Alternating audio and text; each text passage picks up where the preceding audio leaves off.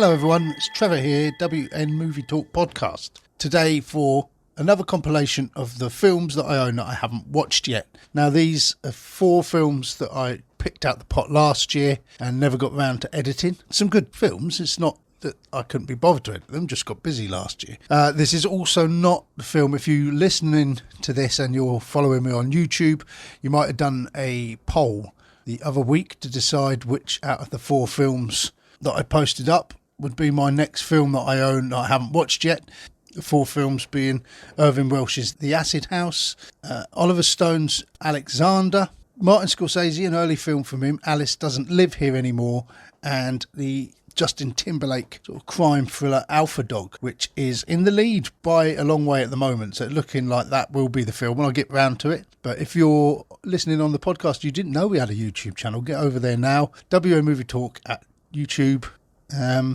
And you can vote for that certain episode of films I own that I haven't watched yet.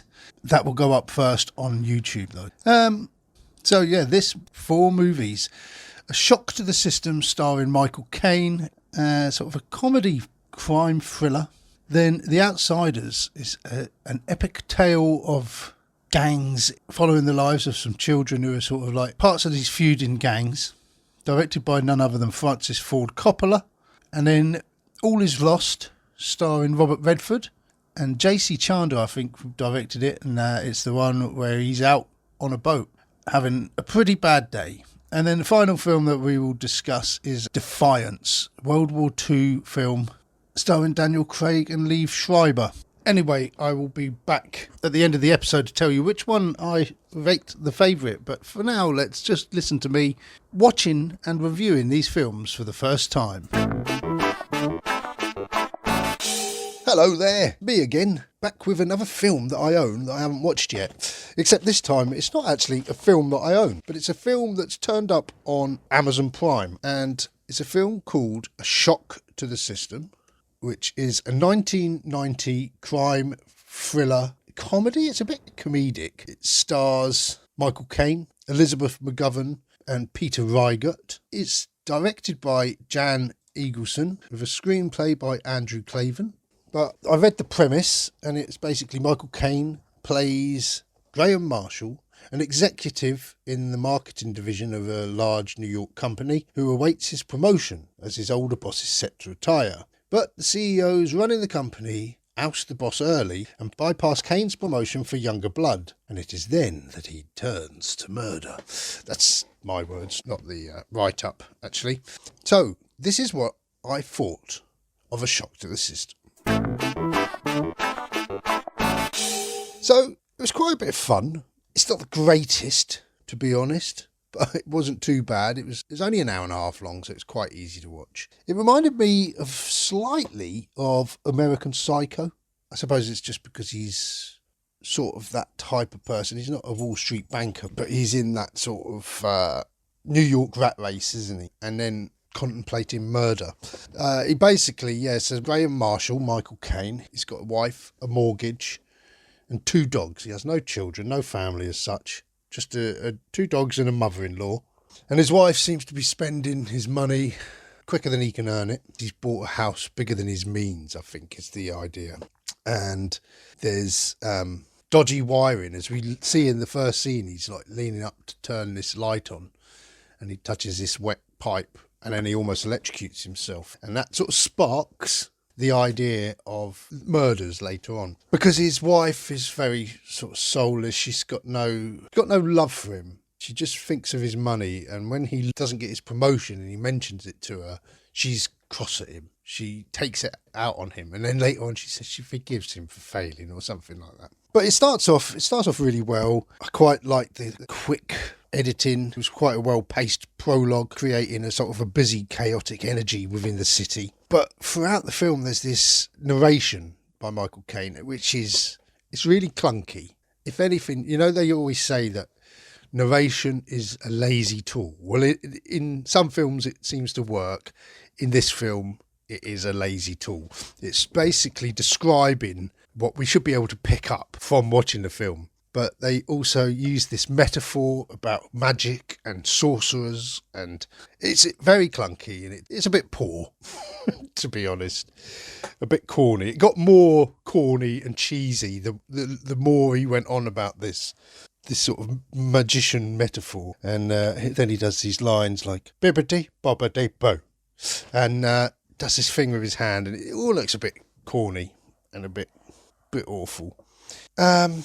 Caine, dare I say it, I've said it before, I think, Michael Caine, to me, I can't see that he's a great actor. I think he's a mediocre actor at best. I know he's a national treasure, and everyone, I shouldn't say things like this. He's getting to an age now where he's probably going to pop his clog soon, and then everyone listening to this will be like, how can you say that he's awful? But he is awful, and I think it in many films. I think his best role is The Muppets Christmas Carol as Scrooge, but even that is corny in places. He can't do emotion. He can't do emotion at all. He overreacts his overreactions, and his scowling and snarling throughout this film is fit for EastEnders. Peter Reigart, I think it is, plays the up-and-coming executive, the one who steals his job, basically. I recognise him. You'll recognise him in loads of stuff. He was in Animal House, Local Hero. He's got one of those faces where you've seen him in things, but you can't quite picture where you've seen him. But he plays this sort of arrogant upstart, I suppose you would call him, who steals Michael Caine's job. He undermines him. But as this all happens, then Michael Caine, he has an altercation with a tramp down in the underground, and he pushes him in front of a train. It's not a spoiler, but this is the catalyst that sort of helps Michael Caine to go on this path of murder and scheming. And he basically becomes a stronger person because of it. And he can see things more clearly. And he starts to plot the demise of his wife and his boss. And I like the way at the opening scene, Caine would enter the office and everyone seemed to be propelled towards him because he was on the up. But then once he lost his promotion and his wife, he enters the office again, and those same people sort of greet him, but with less enthusiasm. You can really tell he is a number. And it's all about Bob. It's all about Peter Reigart's character. So everyone's sort of swooning over him now, except for Stella, who is the young woman who remains faithful to him in the office. She's the only one who seemed to feel sincere concern for him at the time of his losing his job and losing his wife. And so they start to spark up a relationship. But she's sort of infatuated with him, but he sort of plays her as a pawn in his own twisted plot. Now, again, the girl who plays Stella, Elizabeth McGovern, I was looking at her and she's also got one of those really familiar faces. And I've Googled her, and she's in a version of Handmaid's Tale. Now, I didn't realise there was a 1990s version of A Handmaid's Tale. Maybe that'll be worth digging that out. But I recognised her from Once Upon a Time in America. She sort of plays the love interest in that, and that must be where I recognise her from. But, this film is corny, it is clunky, but it is entertaining. The more he gets into this plot, then he sort of attracts the attention of Will Patton, who plays the police detective Laker, who's giving chase. And he's like a very sort of a modern, but also wooden Columbo-like performance. There's no real revelations, things that he's picking up on that are catching Michael Caine out. There's no real cleverness to it. It's hardly subtle, nothing really clever, but it does the trick, and it sort of leads to Michael Caine becoming unravelled. But yeah, as much as I mock Michael Caine, he does have a great screen presence, and he is obviously enjoying this role and having fun with it. And there are some scenes where I really was enjoying it, but there's some scenes where I find it really, you're almost cringing. You almost feel sorry for him, like he's embarrassing himself. But I think the best thing about this for me was the musical score, which was this sort of a jazz score by Gary Chang. It's just jazz playing with strings and pianos. It's all quite mischievous and playful, but quietly sinister. But yeah, I did quite enjoy the music in this film. Probably one of the better things about it. So that was a shock to the system. It's on Amazon Prime now. Just have a look. It's quite good. It's easy. Easy an hour and a half viewing, not too offensive, and yeah, it's all right, I suppose. Anyway, until I choose another film, that was a shock to the system. Cheers. Hello everyone, it's me again, Trevor, and another films that I own that I haven't watched yet. So I've got my pot, as always. Let's just dive straight in. Got one, and it is The Outsiders. Right, I know this one. It's a film that I can't remember being aware of. I saw something about it a while back and it had a really great cast. Who did it have? Like Patrick Swayze, Tom Cruise. Was it Matt Dillon? Can't remember. There's loads of people like that. Emilio Estevez, people like that, I think. So here anyway, I bought it on Blu-ray straight after I read about it. I thought that's a film that I need to own and watch. Here it is, The Outsiders. Oh yeah, and it's Francis Ford Coppola. So the cover, cardboard cover over the Blu-ray box, looks very posh, and it says, The Outsiders, the complete novel. Brand new restoration. Yeah, so C. Thomas Howell, Matt Dillon, Ralph Macchio, Patrick Swayze, Rob Lowe, Diane Lane, Emilio Estevez, Tom Cruise, and Leif Garrett. Now, I remember this appealed to me because I thought there's a lot of names here, and this would have been like early films for them. So I was quite interested and intrigued to see this. I don't know if you've seen this or not, but what a lineup, what a cast. So they grew up on the outside of society. They weren't looking for a fight. They were looking to belong. Francis Ford Coppola's 1983 coming-of-age classic, The Outsiders, the complete novel, based on the 1967 novel by S.E. Hinton, has been stunningly restored, overseen and approved by Coppola himself. This edition also includes the original theatrical version. I've got to watch the complete novel, surely. In 1966, Tulsa, teenagers come two ways. If you're a Socs, you've got money, cars, a future, but if you're a greaser, you're an outsider with only your friends and a dream that someday you'll finally belong. Francis Ford Coppola's powerful film The Outsiders, the complete novel, captures how it feels to be caught between childhood's innocence and adulthood's delusionment. The ensemble is a who's who of young talents of the past 2 decades. Movingly and in an intensely visual style, Coppola has made these street rats and their struggle heroic and unforgettable. And there they are, the greasers on the back. Emilio Estevez in a t-shirt with cut-off sleeves. Tom Cruise as well, looking gawky over there. He looked like a bit of a hillbilly. He's wearing a denim jacket with cut-off sleeves, bare arms. Right, well, I'll get on and I'll watch this and then I'll come back and I'll discuss this. That's the sort of thing I do. Well, that was an interesting movie, The Outsiders from 1983. As it says, The Greasers is a who's who of like the 80s. First impressions was the theme tune by Stevie Wonder and Carmine Coppola. Heavy on sentiment, real cheesy theme tune, and it just came up on the Blu-ray menu. So Carmine, is that Francis's father? I think, keeping it in the family.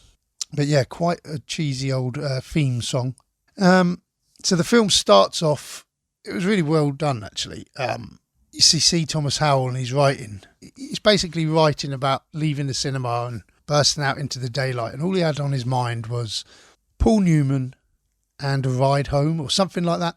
And then he leaves the cinema on his own and he's quite cultured. He likes to watch films. He likes to read books. And he's in this sort of downtrodden, poor society. And they don't seem very well educated. Anyway, so he leaves and he's walking home and then a car pulls up and it's the Socials. And they are like the rich kids, sort of privileged, and they're following him.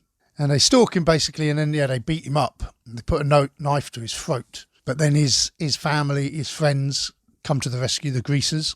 Rob Lowe and Patrick Swayze play C. Thomas Howell's older brothers. And they've all got really weird names. Rob Lowe is called Soda Pop. C. Thomas Howell is Ponyboy. Patrick Swayze is just called Daryl. Emilio Estevez, 2-Bit. I didn't catch what Tom Cruise's name was. Tom Cruise, not a massive role for Tom Cruise. He probably features the least out of everyone in this film. But yeah, they come along, they save C. Thomas Howell, they beat up the greasers, send them on their way. It starts off, it's got sort of like an American Graffiti, sort of Stand By Me feel. I don't know if I enjoyed it as much as either of those films, but it certainly was good. The biggest issue I had with this was, although there was a great soundtrack playing over the top, not just Carmine Coppola's score, but like there's a real sort of a lazy rock and roll soundtrack that takes you back to the 50s. It's a great soundtrack, but it seemed really loud. Now, I don't know if this is completely my TV, but I've watched other films and not struggled like I had with this one. I really couldn't hear, once the music was on, I couldn't hear what the people were saying. And I changed all the settings on my telly, I was adjusting that, and I still couldn't. I ended up watching the end half of this film with the subtitles on, just so I didn't miss anything. It was quite frustrating. So I don't know if that is something that other people have found with this particular film or not. The performances all round pretty good. I particularly liked Ralph Macchio as Johnny. Now, he's a troubled kid. He doesn't want to go home. And he always looks really dirty. I mean, they're supposed to be greasers, aren't they? But he always looks particularly like grubby. And another thing, C. Thomas Howell's parents have been killed. So basically, Patrick Swayze as Darryl is the dad of the family. He's looking after his two kid brothers. Obviously, Rob Lowe as Soda Pop is sort of older and he can sort of take care of himself. But they're both looking out for Ponyboy, C. Thomas Howell. As the story progresses, there's some great scenes. Well, I said it seems a bit like American Graffiti. It's scenes where they all go to the drive-in, but these kids, they can't afford cars. So, they're sat at the back. Matt Dillon's character, Dallas, he mentions that he's just come out of jail. He is a bit of a troublemaker. And he's pretty full on when they go to the cinema and they meet these girls who are socials, and he's sort of all over her and he's being really coarse and crude, and she basically tells him to clear off. But she befriends Pony and Johnny, who are they're the younger members of the gang, and they're quite sensitive types. Now, I said about the soundtrack having a lot of sentiment. There's a lot of sentiment in this film, and I don't always think it's played well. The emotional stories and scenes, they sometimes come off a little too exaggerated. There's some hammy acting. A lot of the actors, there's a lot of crying in the script, and a lot of them sort of struggle to pull it off. It doesn't always seem authentic. It seems theatrical, But the story really kicks off when Pony and Johnny, they don't want to go home, so they just hanging around the town at night. They've both sort of said that they're sick of being greasers. They don't want this anymore. They don't want this rivalry. But as they say this, the socials turn up, because earlier on they saw them with the girls and they got a bit funny about it. And the socials turn up and they're all drunk and they start to beat the two boys up. And it's at this point that a tragedy happens, and things get a little out of hand, and basically Johnny and Pony don't know what to do. They go and see Dallas, Matt Dillon's character, and he sort of basically tells them, right, you've got to go to hiding. He goes to tell them where to go hiding until this blows over, until he can sort of sort things out. So they go off and they go into hiding, and these scenes, there's scenes that grow these two characters closer together. It's emotional, they're in this together. They're quite respecting of each other, and C. Thomas Howell starts to read Gone with the Wind to Johnny to pass the time.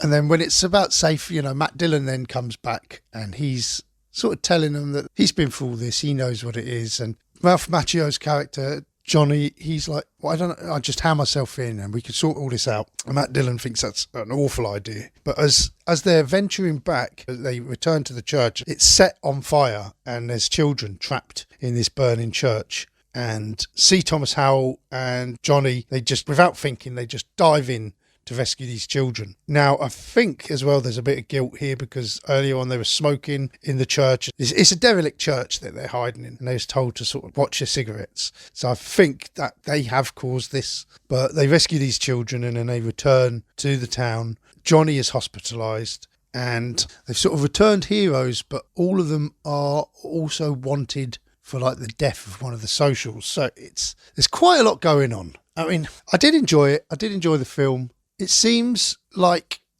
sort of an epic tale that Coppola is good at telling. I mean, the Godfather story is a great story. That pans over years, doesn't it?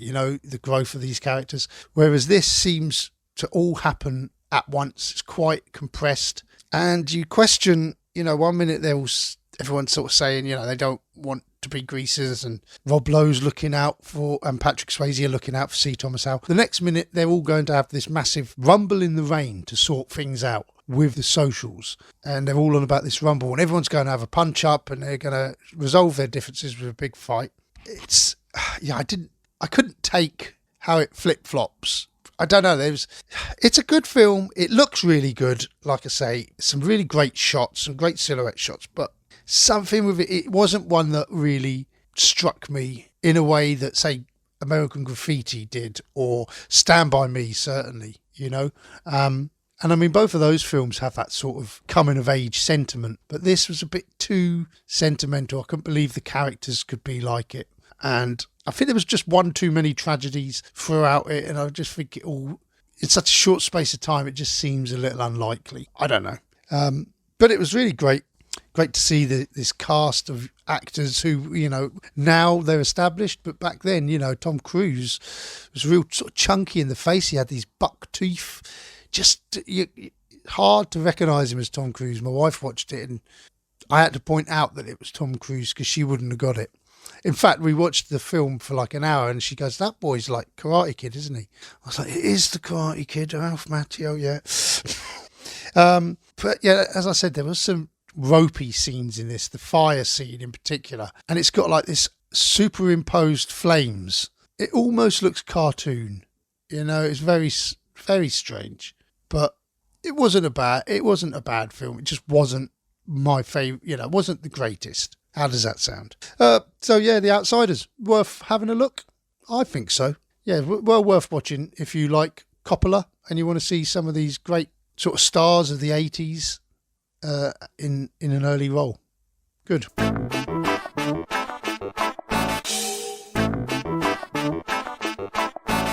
Hello everyone, it's Trevor here from WN Movie Talk Podcast.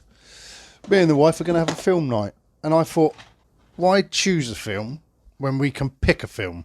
So we've gone for films that I own that I haven't watched yet. Here it is, the box of titles. I'm rummaging, and I've got one. And the film is All Is Lost. Right, now, I know what this is. This is Robert Redford on a boat. It's a film, I've read the screenplay, and it was only like 20 pages. It's just him on a boat, so there's no dialogue. So the screenplay was really short. It was quite interesting. And I thought, this will be good to watch. So here it is. Robert Redford, All Is Lost. The cover is him in an orange Mac steering a boat. It looks very stormy. And it says underneath, a triumph of pure cinema. Empire, 5 stars. I don't always go for a 5-star Empire film. They tend to just give whoever pays them the most money 5 stars, I find. A lot of my least favourite films were 5-star films on Empire magazine. And some of my favourite films they've barely reviewed. So I don't like Empire, sorry. Anyway, utterly compelling. Jeffrey McNabb, The Independent. And then over the other side, Redford delivers a tour de force performance. Andrew Pulver, The Guardian. Thrilling, Total Film. Gripping, Sky Movies. Exceptional, Film 2023. Oh, Film 2013. 10 years old. So, winner of the Golden Globe for Best Original Score. Official selection of Festival de Cannes. Winner of the New York Film Critics Circle. Best Actor, Robert Redford. Academy Award winner Robert Redford stars in All Is Lost, an open water thriller about one man's battle for survival against the elements after his yacht is destroyed at sea. Written and directed by Academy Award nominee J.C. Chandor, margin call, with a musical score by Alex Ebert. The film is a gripping, visceral and powerfully moving tribute to ingenuity and resilience. Now, I've always been intrigued to watch this. I like the ocean. My wife's about to go on a cruise. It's the other night we stuck Titanic on. She's like, what are you watching this for? Me and my daughter was. And now we're going to watch another film. Hopefully she won't make the connection. I won't mention any. See what she says. But anyway, when she comes in, we'll start the film. And I will return in, well, it'll be seconds to you. But to me, it will be 1 hour and 42 minutes approximately. And I'll let you know what I thought of the film. See you in a minute then, Chase. So, all is lost. And you think he was having a bad day. Poor old Bob Redford.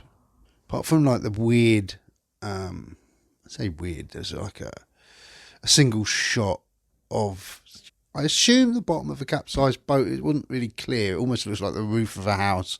But it could also be the corner of the container that we see in a minute. But something, there's an introduction and there's like the corner of something bobbing. And you hear Robert Redford giving a voiceover, an apology. Doesn't really say who he's apologising to.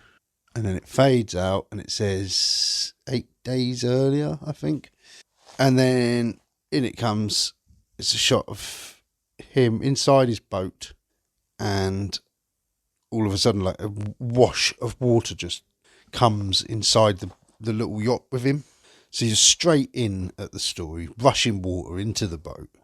You never really see the boat exteriors from afar. The direction of this is very contained from, although he's in the shot, it's almost from his point of view. So you're with him. Wherever he is, you're looking at what he's looking at. If I can explain that any better, sorry.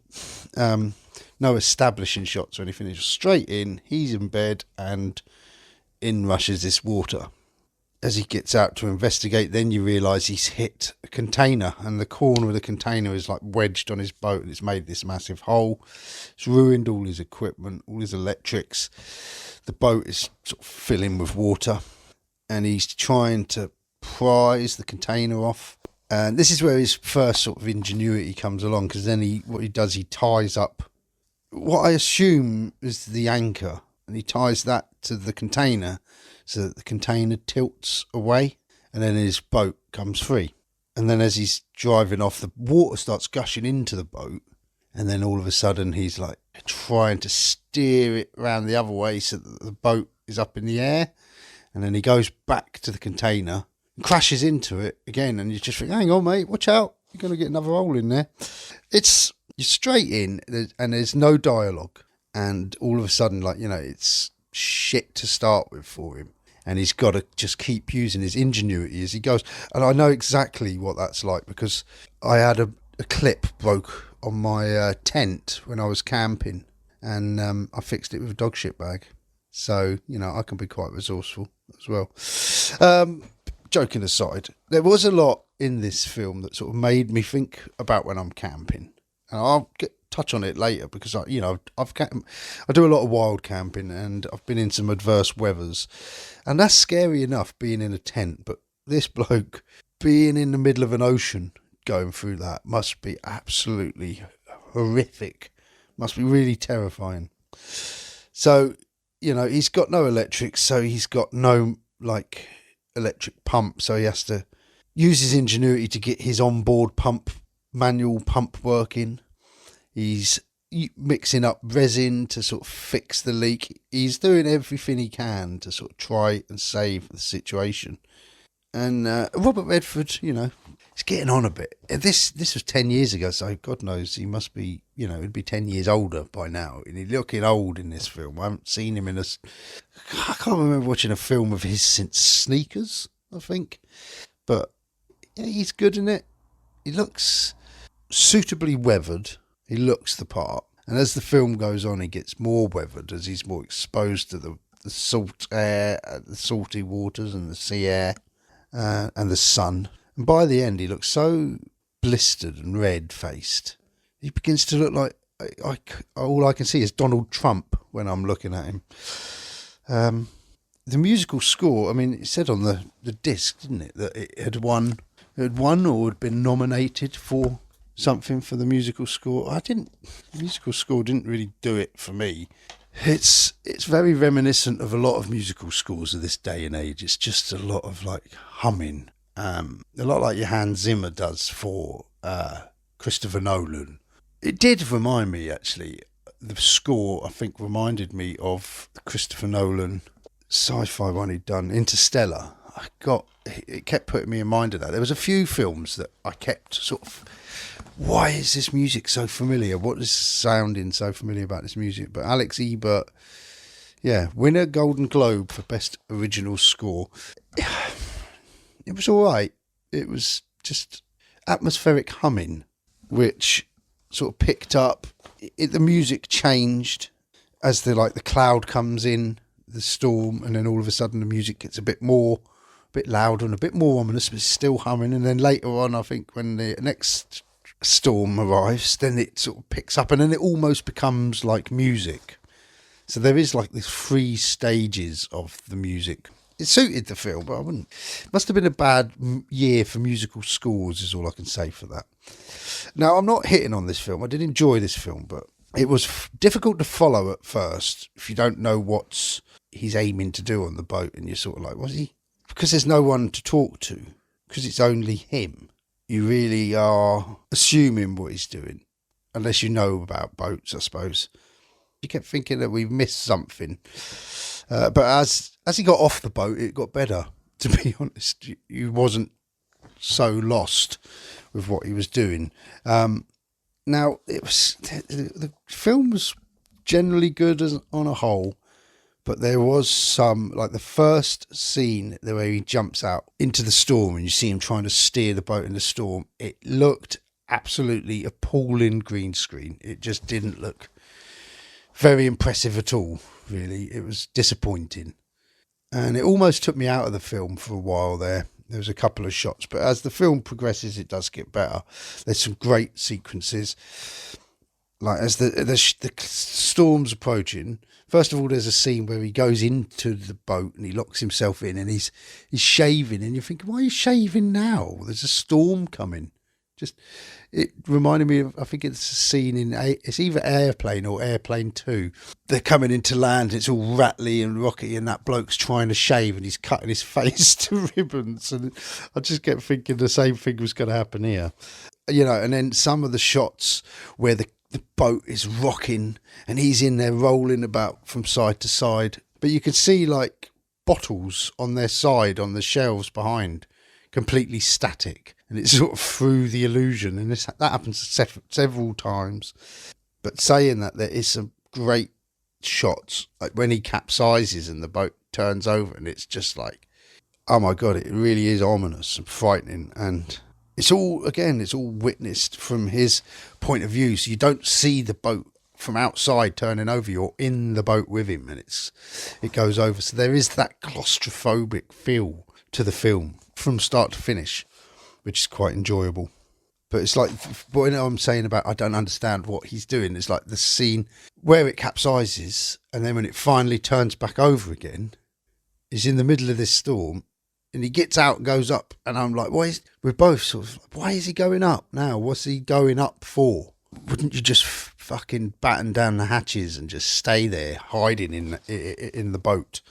There's some great shots of like the waves sort of approaching from the background, and you're just sort of holding your breath, waiting for him to get hit by that wave, but he doesn't. And then when he goes up on the boat and then he gets thrown over again, you're just like, what? And then he gets back in the boat and he's safe, and then he hits his head on a smooth pole, but proper gashes his head open. It's like a rounded pole. You think you wouldn't have gashed your head like that. Could have hit something else. Maybe have been a bit, I don't know, maybe you would. But then by the time the sun comes up, his boat is absolutely fucked. His boat's fucked. And he needs to get out then the life raft. But all this time he's doing a perfect job sort of managing to stay calm and methodical. I mean, I would have, in the first shot where the boat was on the container ship, I'd have probably punched more holes in the side of my boat in a temper at that point. But the scenes where he's moving into the life raft, and then he's like going to detach himself from the boat, and then he thinks, no, better go in. He goes into the boat and he gets resources and he's stocking up on food. And me and my wife, as he's loading up the tin can after tin can, and me and my wife both said, has he got a can opener? We both thought the same. And then you see him letting himself drift out on the raft, and he's sort of towing the line away from the boat. And then you realise he's forgotten something. He goes back, and we both looked at each other and said, he has forgot the can opener. But it wasn't. He goes back for the sextant. And I mean, that's something to me, as a hiker, camper, reading a map on moorland or in the mountains or anything like that. It's tricky enough, but you've got landmarks to sort of navigate from. How the hell do you read any sort of map in the ocean? I've never tried it, but it just baffles me. It's like all you got is blue all around you. There's no landmarks or anything. And he uses the sextant. I suppose it lines up the sun somehow, but the sun's a moving thing. I don't know how he can tell where he is at what points. It's pretty amazing, really, that sort of thing. But yeah, it's clever how he's mapping his journey, crossing himself off, and then he's getting closer and closer to the shipping line. And I was thinking, is that a good thing or a bad thing? Because surely he doesn't want to be in the shipping line, but right near it so he can flag ships over. But he don't want to get sort of bowled over by ships because he's only in this little life raft. But as I was saying, in the boat scene, when he's gone back into the boat to get the sextant and that, and then he starts doing something else. But there's all these sort of internal gurgling noises. I thought the sound effects were better than the score. Just a lot more effective. And when he's in the boat and it's sort of like, it's sinking, but then all of a sudden you can hear it sinking quicker. You can hear all these gurgling, bubbling noises, and he's in there like, he's got to get out quick, and he gets in the raft and then just watches his boat just sort of get devoured by the sea and just disappear down. So many of the times through this film, though, I've seen Jaws too many times, to be honest, and I keep expecting, like the scene just before the boat sinks and he's in the boat, reminded me of in the Orca, and I kept thinking the shark was going to smash him through the window. There's shots as well where he's in the raft and the camera's circling below the raft, and I keep thinking there's going to be a shark coming in. Later on, of course, there is a shark, but I kept seeing it about to pop and then thinking, having to stop myself. You're not watching Jaws. Another scene where I really expected it to jump up was where he was emptying the water out of the raft. I mean, imagine that, you're in an inflatable raft and it's leaking as well. That'd just be completely frightening. And when he closes the raft in, that's the bit that reminded me of the camp. I've done some camping in heavy winds and it is frightening. But you're on terra firma, the worst that can happen is your tent's going to fall down, all your stuff's going to get wet. But out in the sea, oh my God, it's just horrendous. Why would you want to go out there all on your own in a boat like that? It's mental. Some people are mental. So yeah, when the second storm starts, that's when the music begins to sound more musical as he prepares to batten down the hatches in the raft. So yeah, when he's sprung the leak and he's emptying wringing out the shirt as well, out the side of the boat, it reminded me of the chumming scene in Jaws, and I kept just expecting this shark to jump up over the edge. But it wasn't that film, so don't go getting your hopes up. There is a shark, it's not like that, and it's just thing after thing. There's no life jacket. That's why I kept thinking, why you should wear a life jacket. Even if you're in that raft, have a life jacket on. Where's your life jacket? Little things like that are niggling me as I'm watching this. And I'm thinking, though, his resilience is amazing. The way he can keep going and keeping calm. I mean, at what point do you give up? There's a couple of points where he almost gives up, but then he just like, no, I can do this. And he sees, like when he goes to drink the water and he's left the valve off and it's full up with salt water. He's ruined his water supply. Yeah, at what point do you sort of lose it? Like when he's lost his water and then he sort of gives up then. You're going to die without any fresh water. And then he sees the condensation in his polythene map holder. So then he cuts the barrel open, puts salt water in and a cup, which he puts polythene over it to collect the heat. It's just really clever, ingenious things, and he sort of keeps going.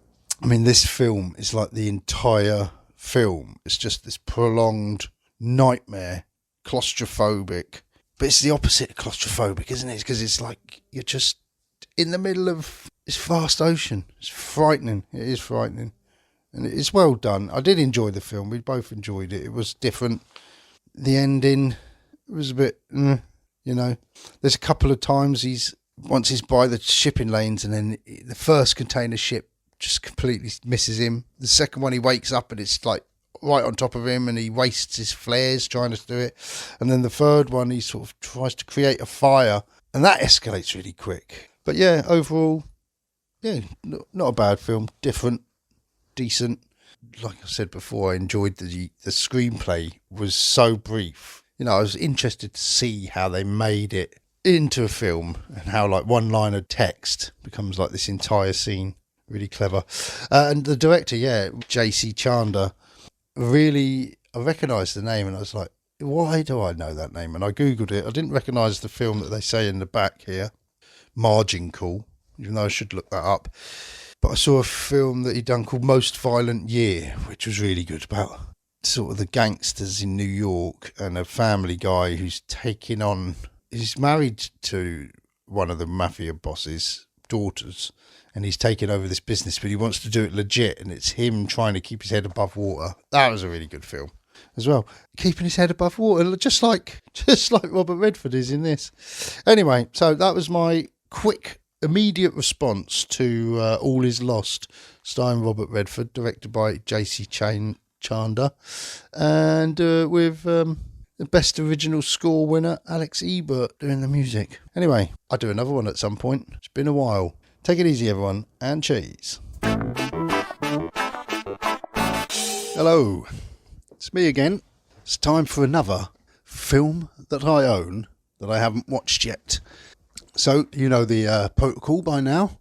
I've got a box, a container, of which I've listed or written on tiny little scraps of paper every single film that I've bought that I haven't got around to watching yet, because I buy DVDs every time I walk past a charity shop or a car boot sale or Facebook, people giving boxes away and all sorts. So I love a film. I've just actually had to buy an extra DVD shelf, so now I have 4 large DVD shelves in our front room. We've redecorated the front room, and it's amazing. It's my film room. We've got a new telly, nice large telly in the middle. It's brilliant. Anyway, without further ado, let's get on with this, shall we? You don't want to hear all this rubbish. So, here we go. I've got my box. There I go. Rattling around. It's getting quite compact with bits of paper in now. I've got one. I've pulled loads out. Hang on, stick them all back. Right, the one I got here. Open it up. Defiance. Right. I know this one. I don't know it. I know it. I haven't seen it, obviously, because it's in my list of films I own I haven't watched yet. So, let's have a look. It's up in my war section. I've over here, I know it's got Daniel Craig. That's about all I can tell you. I think it's First World War. Let me have a look. Here we go. Defiance. Okay, yeah, Daniel Craig on the front. Courage is the ultimate weapon. Remarkable, The Times, a must-see. The Daily Mirror, impressive. The Independent, explosive action and incredible story, absolutely unmissable. From the director of Blood Diamond and The Last Samurai. Right, my eyes have been playing up. I've got to try and read this small writing on the back. Here we go. Liev Schreiber on the back there as well. Oh, and there's that Jamie Bell by the looks of it. Based on an extraordinary true story, Defiance is an epic tale of family, honour, vengeance and salvation in World War II. Right, World War II. I was wrong. Okay. The year is 1941 and the Jews of Eastern Europe are being massacred by the thousands. Managing to escape certain death, 3 brothers take refuge in the dense surrounding woods that they have known since childhood. There they begin their desperate battle against the Nazis. Daniel Craig, Liev Schreiber and Jamie Bell star as brothers who turn a primitive struggle to survive into something far more consequential. A way to avenge the deaths of their loved ones by saving thousands of others. Okay, special features, director's commentary, Return to the Forest, the making of Defiance. So yeah, this sounds good. I do like a war film. not always in the mood to watch a war film, but actually it's quite a coincidence that this has come out at the moment, because not just because of all the sort of Israeli versus Palestinian protests and things that are going on, but also it's Armistice Day today. It's the Sunday, the 12th of November, so it was Memorial Sunday. Anyway, I'm going to stick this on and I'll come back and we'll discuss it in a bit. See you soon. Cheese. So, Defiance.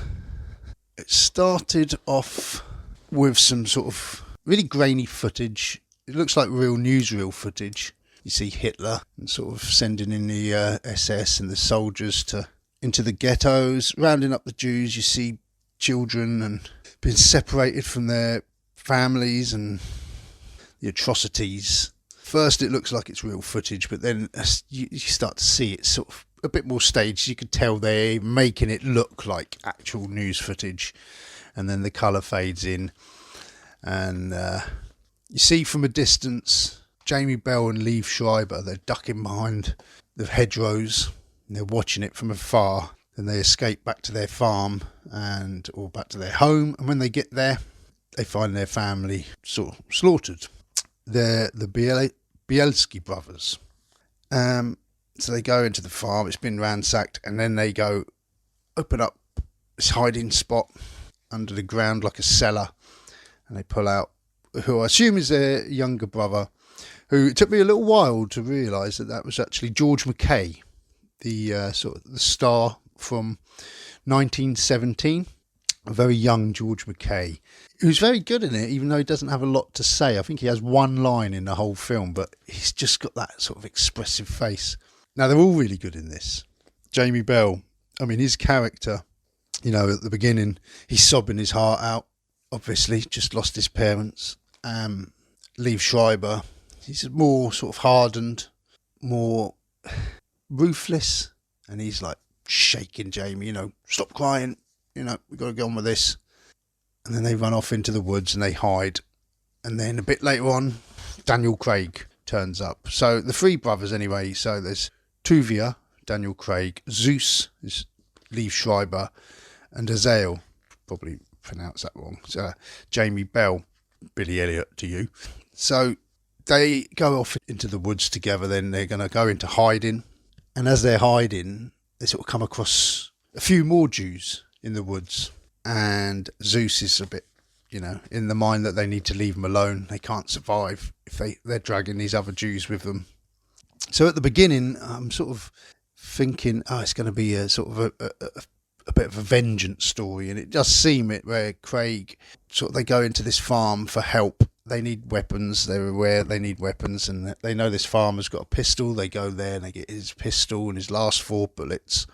And as they're there, the police turn up and you hear the policeman sort of boasting about his job and how much he gets paid per Jew and all this. And the farmer is joking along with him, even though he knows he's hiding Daniel Craig and these other Jews, like one of them's a teacher and I think it's his family.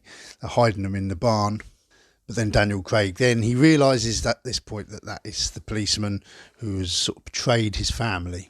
So Craig takes it upon himself to go to hunt down the policeman. He goes and kills him and his sons. And then they go back, and as the film goes on, they pick up a few more Jews and a few more, and they've got this little society going, and there's like this intellectual who comes along, and there's a relationship between the intellectual and the teacher. They're always bickering, and as the film continues, you see this friendship blossoming between them. Between the bickering and the banter, they have this appreciation for each other. There's also a bit of sibling rivalry between Daniel Craig's character and Liev Schreiber, especially as Craig sort of takes it upon himself to sort of take control of this thing, and he's like, no, we can keep these people, you know, we'll look after these people, we'll provide for them. And Schreiber's sort of not so sure that he wants that to happen. So they go out anyway on a food, you know, looking for food. Go to farms, to raid farms and things. And it's sort of the first night out, that you see, they go out, and also all of a sudden it becomes a bit of a vengeance thing. They start to, this food run becomes this vengeance mission where they start to kill collaborators and traitors, and but then it goes out of control, and all of a sudden they're being attacked by more German soldiers, and Jamie Bell sort of escapes but runs the other way, and they think they've lost him. And then they get back to the camp and they've got no food. They've lost the brother, and it's at this point that there start to become sort of divisions in the camp, and they can't just go out killing people. They have to be a bit more sort of in control. They can't become animals. Basically, Daniel Craig says, we are not thieves and murderers. Our vengeance is our survival, basically. We do not steal from those who can't afford it. But as the group grows and they find this milkman who they steal from him, and then they let him go. Daniel Craig's like, we're not murderers, we let him go. But then that milkman basically leads the SS and the police back to where the camp is. So then Liev Schreiber's like, come on, look, diplomacy is not working, He says, actually, diplomacy is shit. You should have killed the milkman. So they have to pick up sticks and move again. And it's at this point, I think, when they're building the second camp, that they begin to learn that the ghetto is being whittled down. There were 5,000, and then it's sort of gone down to 50. They hear of friends and family being killed. Daniel Craig takes it upon himself to go in and save the rest of them, to basically drag them out. So you sort of brazenly walk into the ghettos to rescue people. And at this point, Liev Schreiber, he joins the Russian partisans. Him and Craig, they have a falling out about this, and they go their separate ways. A bit of pig-headedness on both accounts. But it's a really interesting film because it's a true story. And it's always those incredible true stories. My favourite war films are those that are based on true stories. I've said it before. I mean, you ask most people, what's your favourite war film? And they say Schindler's List. To me, the opening 15 minutes of Schindler's List is great, but the rest of the film is a made-up fantasy, and it just doesn't have that effect. To me, Schindler's List is made up of all the best scenes from other war films, Whereas I like a story that tells an interesting story of resilience and defiance, courage, And this does exactly that. So you see this society growing, and you almost, this, despite them being Jews and being hunted, they are a society, but there's rifts within. It's not all, plain sailing. There's rivalries, there's romance, there's betrayals, there's, everything that you would get in a real society. And, the group just seems to keep growing and growing and growing, and they all look to Daniel Craig to lead them, except for someone else. There's another member of the gang who's sort of becomes a rivalry, and it all sort of kicks off. But I think the main story, to me, the main character arc that sort of, obviously Daniel Craig is the lead in it, and you're following it, and they're all great in it. They're all really good performances. But it's Jamie Bell's character, the younger brother, Assail, who he just sort of comes from strength to strength, and by the end he's the one propping up Daniel Craig. When Daniel Craig is losing faith and losing his will, and they're sort of, there's a showdown at the end. And they've got to exodus and leave the camp. They're being bombarded, and they come across this river. It's Jamie Bell's character has become the stronger character who gets them through, which makes the sort of the write up at the end. When you see the end of the film, and it tells you where these characters have been, what they've done, and where they are in the future. That he actually joined the Russian army, and his character sort of was killed off 6 months after joining, or 6 weeks, I think he said, after joining, which is a real shame. But there's another character in there, like the two I was saying about the teacher and the intellect on there, Isaac. He comes in, he can't use a hammer, and they all sort of taking the mickey out of him, but by the end he's strong and he's courageous, and it just shows you human nature and what can happen when life and survival demands of it. But the film, as a film, it's really good, a really good story. The music is full of strings. It's by the music is by the musical score. It's sort of that Jewish sounding violin. It sounds a bit Schindler's List, but then there's also the strings play out to create tension or romance. It's mainly a string based score by James Newton Howard.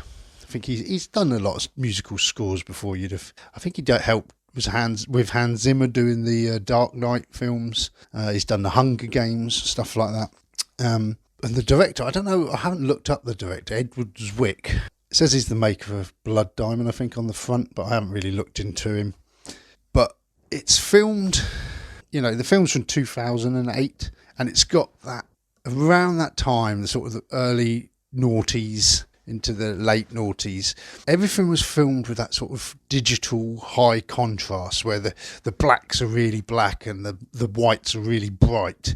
And there's a scene where they go into this police station. There's a bit of a siege in a police station. They need to get the medicine. And it's sort of this blurry slow motion, which, is stolen from Saving Private Ryan and the beginning of Gladiator. They use that same effect. And that to me as well, that and the high contrast sort of dates the film. It still looks good, it still looks effective, but to me I prefer sort of the look of like the old 70s films, sort of pastel colours and that. This looks sort of like someone's done it on a laptop. Do you know what I mean? There's not many faults with this film really, but that I'm picking holes really, just to give a negative really. But yeah, it's an interesting story. It's a story that I've never heard before, and I think it's a story I'd like to know more about. I've seen, this is the cinematic version. I'm sure there's, the truth is sort of bent a little. Characters have probably been merged together. It'd be interesting now to read something about this and find out the actual true events. But, incredible story. And again, yeah, another one of those war films that I've just should have watched. I do enjoy a war film. I know it sounds morbid. It's not the violence, it's the resilience, it's the fight against the violence, it's the standing up to the oppression, that sort of thing that I really enjoy. And but you've always got to be in a sort of a frame of mind to watch them. So that's why I've got a lot of them that sound good, but I'm never I don't fancy watching a war film, especially the way the world is at the moment and all the conflicts going on and how close we all are to it, I think, with just the world being divided up.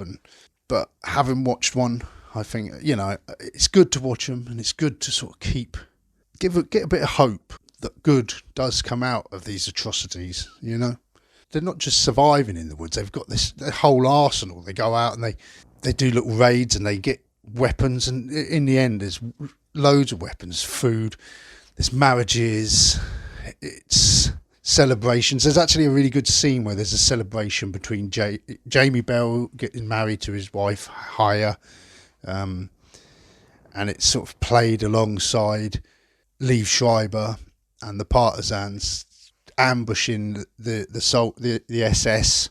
There's a good sort of contrast, to the joyous celebrations and the violence.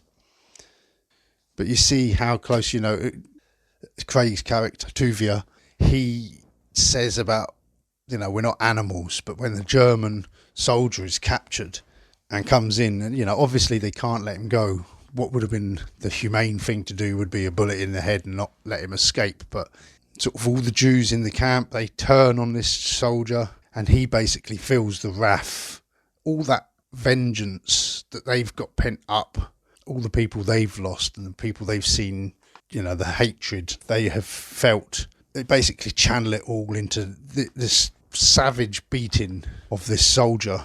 And Daniel Craig sort of turns a blind eye, and you can see Jamie Bell. It's a bit sort of heartbroken. You can see his brothers turning a little weaker at this point, and this is sort of the turning point for Jamie Bell's character. But again, as I say, this is the cinematic version. Everything's romanticised. I don't know how these brothers were in real life. They might have been savages for all I know. You don't know, do you? Everything's romanticised. But at the end of the day, they did save all these Jews. And it says at the end, I think it was 1,200 Jews living in the woods in the end, by the end of the war. And to this day now, the survivors have, there's like something like 12,000 who have spawned from those survivors. Well worth checking out. And another film that I owned that I've got round to watching. Thanks ever so much for listening. See you all soon. Chase. Okay, so that was it for another episode. But you want to know which film out of those I preferred. So, was it A Shock to the System? Michael Caine in a sort of a silly comedy thriller, and a bit of a comedy thriller. Was it Francis Ford Coppola's epic, emotional epic, The Outsiders? Or was it J.C. Chandra's All Is Lost, starring Robert Redford, out on his boat? Or shall we go for Defiance, the Daniel Craig, Liev Schreiber war film? Now, I am going to go for Defiance. Out of all the films, I did enjoy it. Not more, but like I say, it's a true story, and it's one of those stories that, I don't know, looking back on it, did it also influence Inglourious Bastards? Seems very sort of similar. But, yeah, no, I always do enjoy a good war film. All Is Lost was good, but I was a bit lost myself watching him and not knowing much about boats. It sort of felt like us watching them. Do you know what I mean? The Outsiders is a great film. Great to see some lovely young stars of old, in their very early performances. But it did get a bit too sentimental, a bit whiny. And as I said, there was issues with, I don't know if it's the disc. You'd let me know if you found this. But I could not hear the music, the people talking over the music. So that sort of let it down for me. But anyway, yeah, Defiance was the one. So thanks ever so much for listening, and we'll see you all again soon. Chase.